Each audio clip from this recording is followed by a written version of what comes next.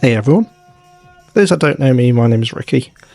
I used to play paintball 15 years ago and got into Airsoft last year, and ultimately it was our team getting back together again after buying a house, having kids, and basically life happening to us. It's nice to be back with the crew, and we decided to take up Airsoft and give it a go.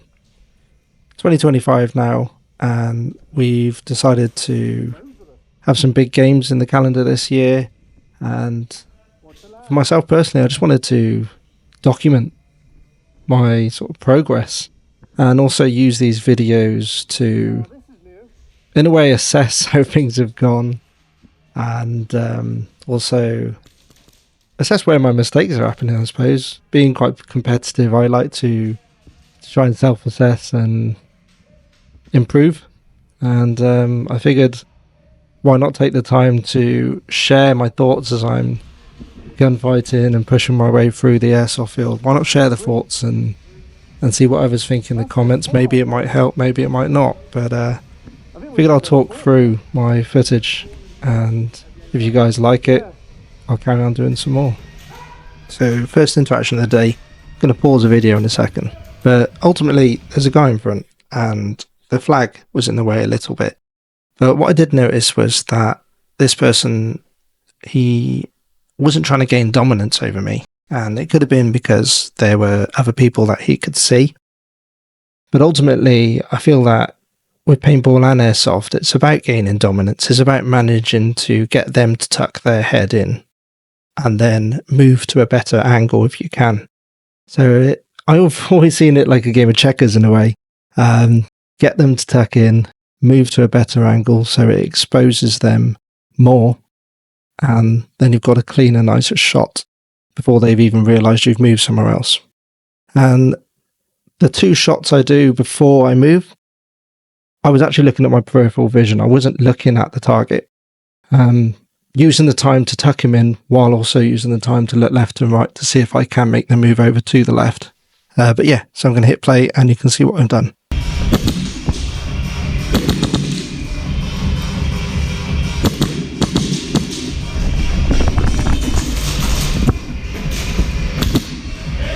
There we go. So now I'm crouched. Their spawn is just ahead. I don't like spawn camping. I like people to have a fun game where they can come out and we can have a good gunfight. So I didn't want to go any further than this. But the decision I had to make was, do I post and look up at the higher torso of the person, or do I post and look down? I chose to look down. Just the odds. It's an odds game. I'm assuming people are going to come out crouched or just like that. Come out leg first. It's so common in both paintball and airsoft to lead with the leg. So there's an odds thing. They're either going to run across, step out with their leg first, or similar to me, crouch and pop out. So there's the there's a run across, and someone slide in there as well as a teammate.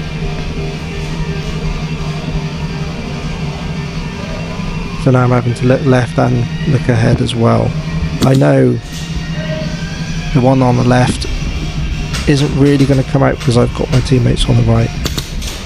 So that was the same person as before, trying to crouch and peep out just then. 1 4 left!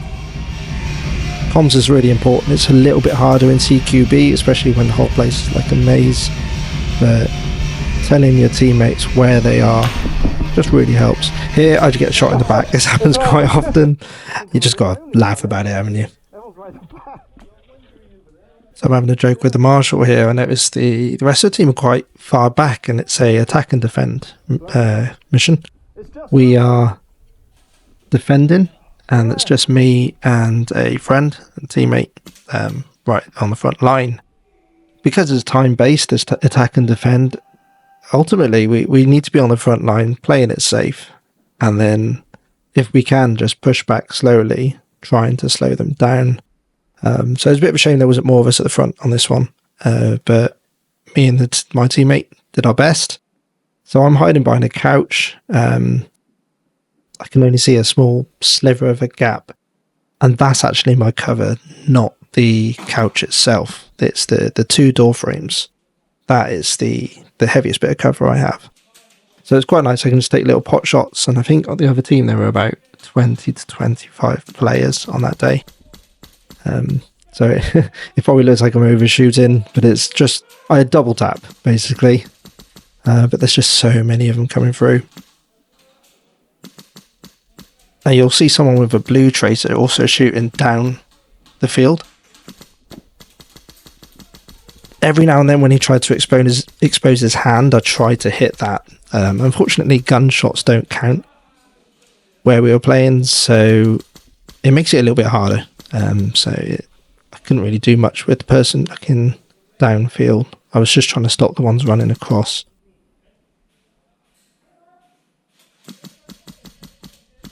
Things I could have done differently here, to be fair. I could have shouted to my teammates to push up a little bit more, or shout when a few of them did get through. But because of the really tight angle, none of them could really hit me back. So ultimately something else happened to me, which you'll see in a second, I think.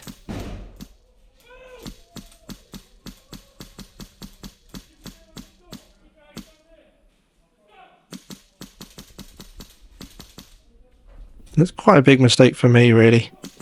There we go, there's my present. Someone's thrown in pyro.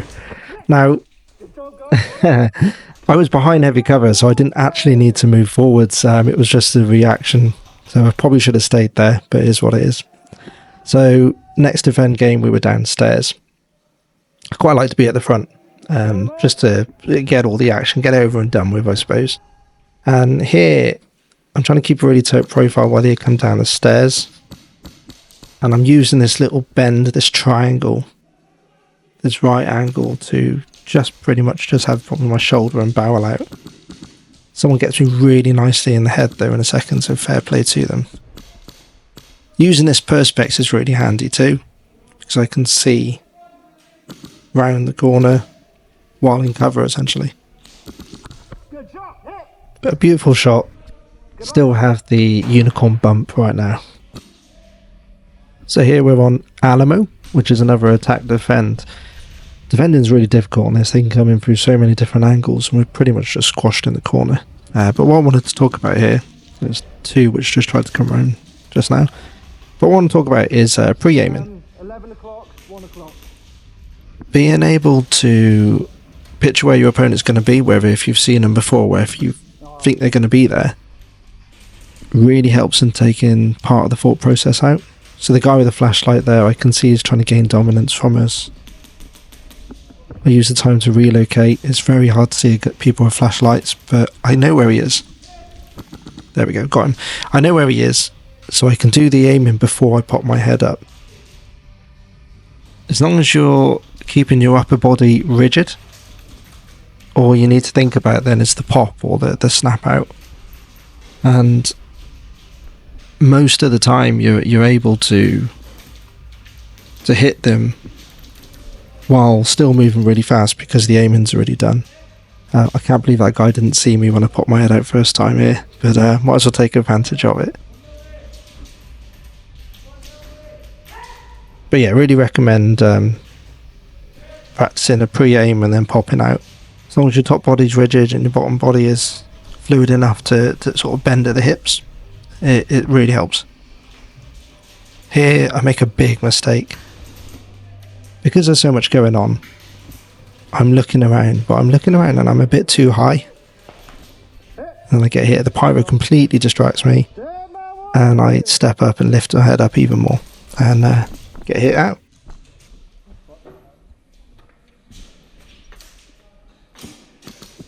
Yeah, 12 o'clock. So now roles are reversed, we're attacking them. And there's someone here right in that little letterbox barrier. Great little spot to be in, to be fair, holding loads of us back, and they managed to get me. So fast forward in the video here a bit.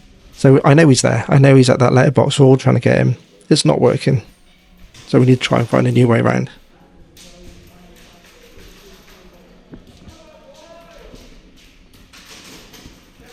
Again, it's vision. He's behind this letterbox thing. He can't see anything which is going on the right hand side. He's just counting on people not moving up against him. So I'm taking a quick look on the right before I make the move. And there we go. He didn't see me coming. Unfortunately, he walked right in front of the gunfire. So we had to apologise to him then. 2 shots in the ass cheek. And then I get hit in the back. This happens a lot. Again, I say it again, it's...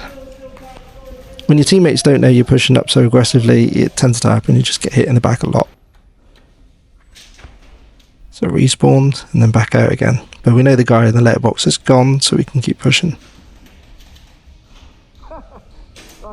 Quite a chilled out guy, so I like having a laugh with people as we're playing. If you don't see BBs thrown about, might as well just push forward. So that's what I'm doing, push forwards. Look at that, exposed. Right, as a rule of thumb, I tend to go for the most awkward shot first. There were 6 of them in front of me. I could see the guy was exposed right in front, but I went for him last. Reason being, the harder ones to hit are the ones which are a smaller profile. The one which is more exposed, you might as well hit them last because it'll take them a while to get back into cover anyway.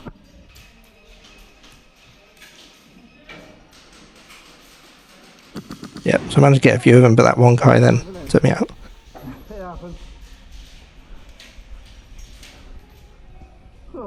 Same thing again, we know it's clear. We know it's... because of all these barriers and the way they're angled, we can just run straight down the middle essentially.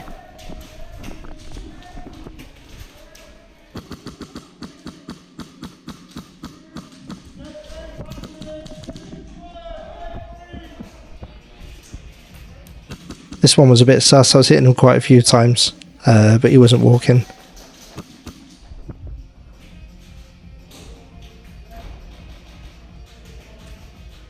In the goggles then, but I thought he was just about to walk out, but he stayed in. It is what it is sometimes. Again, trying to keep a tight profile. Realising he's stayed in. Kept trying to shoot to see if he would come back out, but he didn't, and I get hit by his teammate. So the guy you see sliding in all the time, this guy in front, his name's Daz. Very aggressive player with his pistol, and yeah, good fun to watch play, to be fair.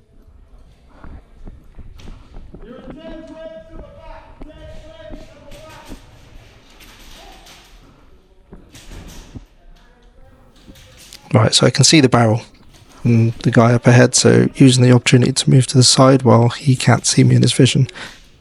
Spot someone's leg sticking out and push on. I make the same mistake. Because of the shape of the barrier in front of me, I expose my leg. And that's the thing, it's looking at the shape of the barrier before you push. And although I hit their player, I did exactly the same thing happen back to me. And it's not being used to shapes of barriers, I suppose. But yeah, I hope this video helped anyway. And if you like this sort of thing, I'll make some more. All the best, guys.